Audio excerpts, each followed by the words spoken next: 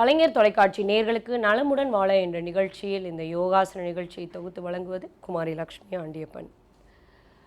சின்ன பசங்கள்லேருந்து இப்போ பெரியவங்க வரைக்கும் எல்லாருக்குமே கோபம், டென்ஷன், ஸ்ட்ரெஸ்ஸு அவங்கவுங்க லெவலுக்கு அவங்கவுங்களுக்கு ஏற்ற மாதிரி இருக்குது. நிறைய பேரண்ட்ஸ் வந்து சொல்கிறத நான் கேட்டிருக்கேன். என் பசங்களுக்கு வந்து ரொம்ப கோபம் வருது. எதனால் கோபம் வருது? நம்ம ஏதாவது ஒரு விஷயத்த செய்யின்னு சொல்லும் போது அவங்களுக்கு கோபம் வருது. ஸோ இந்த கோவத்தை கண்ட்ரோல் பண்ணுறது, கோவப்படாத இப்படி தான் நம்ம சொல்ல முடியும். ஸோ அதுக்கு நம்ம எந்த வகையில் ஹெல்ப் பண்ணுவோம்? அவங்க போகிற போக்கிலேயே போயிடுவோம். அவங்க என்ன கேட்டாலும் அதை வாங்கி கொடுத்துருவோம்.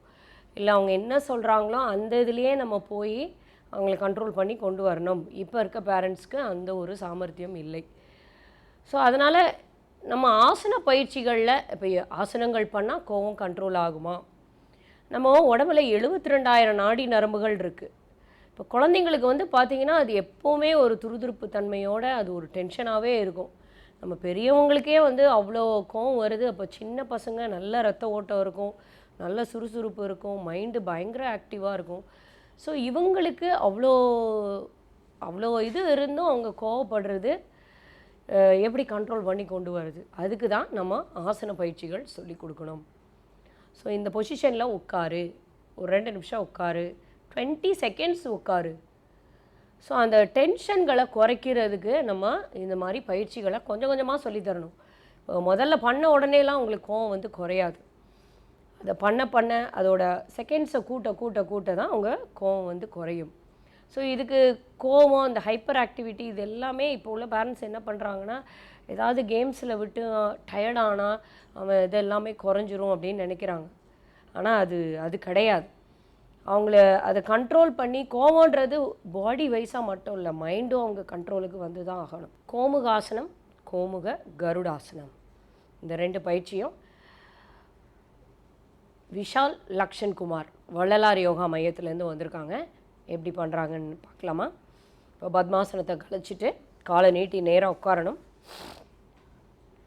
நல்லா நேராக உட்காருங்க. கையை தொட மேலே வைங்க. சத்தமாக 2 மூச்சு.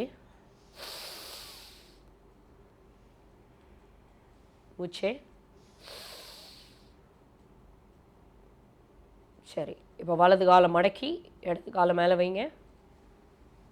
வலது கால் கீழே, ரைட் லெக் கீழே, லெஃப்ட் லெக் மேலே. ரைட். இந்த காலை கோமுகம் அப்படின்னா பசு எவ்வளோ ஒரு சாதுவான ஒரு மிருகம். நம்ம என்ன பண்ணாலும் அது பாட்டுக்கு தான் இருக்கும். ஸோ இந்த காலை இப்படி மடக்கி வைக்கிறதே பார்த்தீங்கன்னா அந்த பசுவோட முகம் மாதிரியே தான் இருக்கும். ஸோ இந்த கோமுகாசனத்தில் காலை ஃபஸ்ட்டு நம்ம கண்ட்ரோலுக்கு 72,000 நாடியில் 36,000 நாடி நம்ம கண்ட்ரோலுக்கு வந்துடுது. எப்போவுமே காலை மடக்கி வச்சு நம்ம ஏதாவது பயிற்சிகள் பண்ணும்போது மைண்டு வந்து ரொம்ப ஃப்ரெஷ் ஆகிரும். அடுத்தது நம்ம என்ன பண்ண போகிறோம் அப்படிங்கிறத மைண்டு வந்து கேட்கும். இப்போது கைகளை பின்னாடி பிடிக்கணும். இப்போ அடுத்த 36,000 நாடி நரம்புகளையும் நம்ம கண்ட்ரோலுக்கு கொண்டு வரோம். ஸோ இதில் ஒரு 10 செகண்ட் நார்மல் ப்ரீதிங், கண்ணை மூடின நிலையில் அப்படியே உட்காந்துருக்கணும். காலையில் எந்திரிச்சு அவங்களோட வேலையெல்லாம் முடிச்சுட்டு ஆசனங்கள் பண்ண வைக்கிறதுக்கு முன்னாடி இதை உட்கார வச்சிட்டிங்க அப்படின்னா தன்னால் அமைதியாகிடுவாங்க. அதுக்கப்புறம் நம்ம சொல்கிறதெல்லாம் ஆட்டோமேட்டிக்காக அவங்க கேட்க ஆரம்பிச்சிருவாங்க. இப்போ கையை மெதுவாக ரிலாக்ஸ் பண்ணுங்கள். காலை நீட்டுங்க. இப்போ அதே மாதிரி அடுத்த கால்.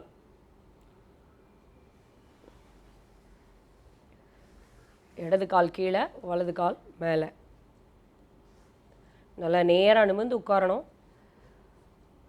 இப்போ இடது கை கீழே, வலது கை கீழே, இடது கை மேலே. சிலருக்கு இந்த கைகளை வந்து பின்னாடி பிடிக்க முடியாது. அந்த பிடிக்கிறதுக்கு முயற்சி பண்ணினாலே போதும், அவங்களுக்கு அந்த பலன் வந்து முழுமையாக கிடச்சிரும். நல்லா கண்ணை மூடின நிலையில் அவங்களோட ப்ரீதிங்கை மட்டுமே கான்சென்ட்ரேட் பண்ணணும். இப்போ இதுலேயே இன்னொரு வேரியேஷன் அப்படியே இதில் கருடாசனம். கைகளை எடுத்துகிட்டு கருடாசனத்துக்கு வைங்க. கோமுக கருடாசனம்னு வேறு. அதாவது பசு மாதிரி குணமும் கருடன் மாதிரி புத்தி கூர்மையான ஒரு நினைவாற்றலும் நமக்கு கொடுக்கும் இந்த ஆசனங்கள் பண்ணும்போது. நல்ல பாடியை நேராக நிமிர்ந்து உட்காரணும். கையை கொஞ்சம் மேலே தூக்கணும். கை கட்டை விரல் மூக்குக்கு நேராக வரணும். அப்படியே வச்சு கண்ணை மூடின நிலையில் நார்மல் ப்ரீதிங்கில் ஒரு 10 எண்ணிக்கை. ரிலாக்ஸ் பண்ணுங்கள். ஒரு பக்கம் மட்டும் பண்ணினா போதாது, அடுத்த பக்கமும் சேர்த்து பண்ணணும். அடுத்த கால் நேராக பார்க்கணும். இடது கால் கீழே, வலது கால் மேலே.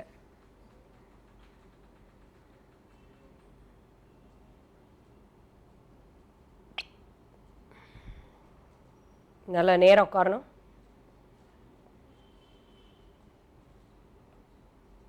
ரைட். நார்மல் ப்ரீதிங் பேட்டர்னில் கை அப்படியே ரிலாக்ஸ் பண்ணுங்கள். இதில் ஒரு சின்ன வேரியேஷன். 2 கையும் காலை பிடிங்க, அப்படியே முன்னாடி குனிங்க.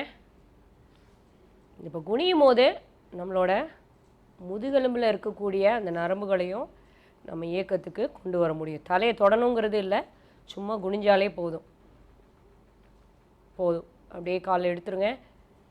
பத்மாசனம் போட்டு உட்காருங்க.